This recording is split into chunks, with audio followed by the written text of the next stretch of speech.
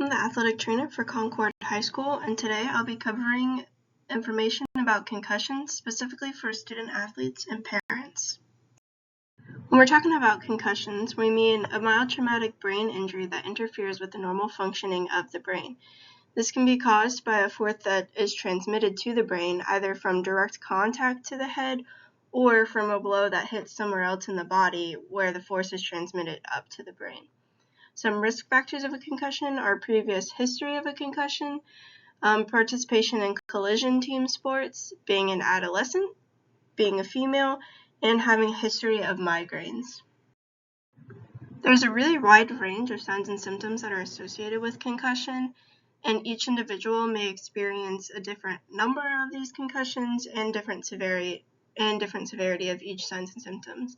So some may be loss of consciousness, which is present in about 10% of concussions, headache, pressure in the head, neck pain, dizziness, nausea or vomiting, blurry vision, balance problems, sensitivity to light or noise, feeling slowed down, having trouble concentrating or remembering, feeling fatigued, being confused, drowsy, more emotional or irritable, feeling sad, feeling nervous or anxious, and having trouble falling asleep. Prior to participating in sports at Concord High School, each student athlete is required to complete the pre-participation physical examination packet. This includes a medical and family history, a physical exam done by a physician, and other important paperwork such as an assumption of risk form, a consent to treat by the athletic trainers, and other documents like that. If there is a history of concussions listed on the PPE, they will complete a baseline balance examination, which will be conducted by the athletic trainer or the team physician. In addition, if the athlete is participating in the sports which are listed on the next slide, they must complete a concussion vital signs assessment.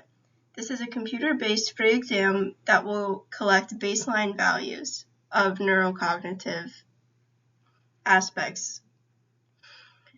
This test will be completed at home unless they have no access to a computer, in which case the athlete should contact the athletic trainer to set up a meeting in the school's computer lab.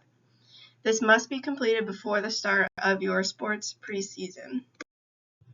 Student athletes participating in the following sports must complete the baseline concussion vital signs testing online: baseball, soccer, basketball for girls and boys, cheerleading, football, girls soccer, and softball.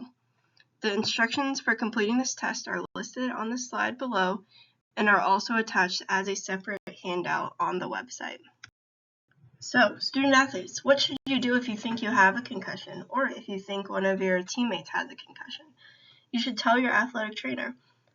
Even if you're not sure, you should report symptoms to your athletic trainer so they can conduct a proper evaluation. One or more of the tests listed on the slide will be conducted to confirm or deny diagnosis of a concussion.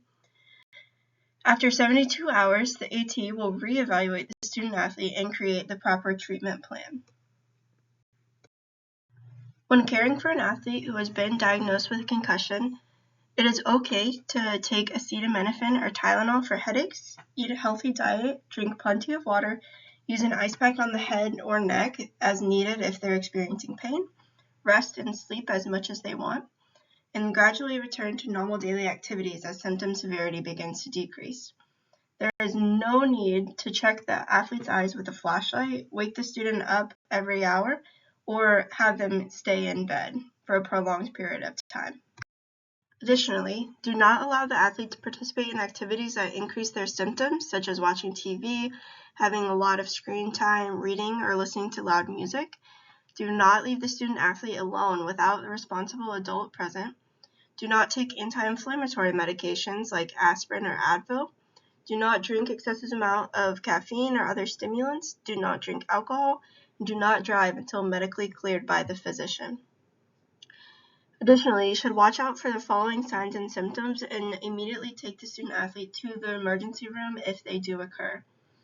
Having one pupil bigger than the other, an inability to awaken the athlete, a worsening headache, weakness, numbness, or worsening coordination, repeated vomiting, slurred speech, convulsions or seizures, difficulty recognizing common people or places in their life, increasing confusion, restlessness, or agitation. Once the athlete is confirmed as asymptomatic, the state of Florida requires that student athlete to obtain a clearance from a physician, either an MD or a DO, via the AT-18 form, which is provided on the school's website. A completed and acceptable AT-18 form clears the athlete to begin the gradual return to play protocol. At any point throughout the recovery process, a student athlete who is diagnosed with concussion may require academic support. They should complete a 24 to 48 hour period of rest post-injury. After this period, they can then complete the following protocol. Day 1, gradually return to daily activities. Day 2, increase tolerance to cognitive work, where they may complete school activities such as homework. Day 3, they will increase academic activities and can return to school part-time. On day 4, they can return to academic activities fully and catch up on any work they may have missed.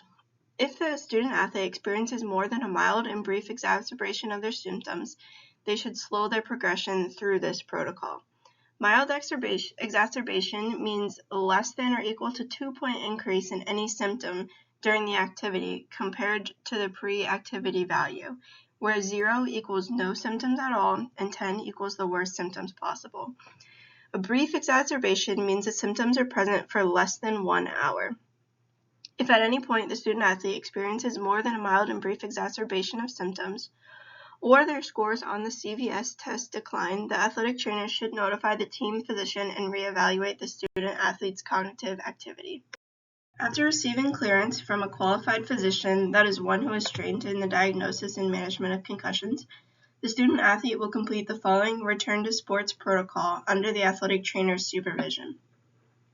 If the student athlete becomes symptomatic at any point in the protocol, the activity will be stopped and the student athlete will repeat that step the next day. No more than one step will be completed in a period of 24 hours. So on the first day, the athlete will complete symptom-limited activities that do not exacerbate their symptoms, like walking or biking. On the second day, the patient will increase their heart rate through aerobic exercise. Step 1 is a light aerobic exercise, which is less than or equal to 55% of the student's max heart rate. And the second step is moderate aerobic exercise, which is less than or equal to 70% of the student's max heart rate. Day 3 includes adding movement and change of directions, which may include individual sport-specific exercise. So they can complete some sport-specific individual drills, but they cannot be included in the team environment, or complete any activities that include a risk of head impact. After any symptoms have begun to resolve, the student athlete can move on to day 4, which includes non-contact training drill.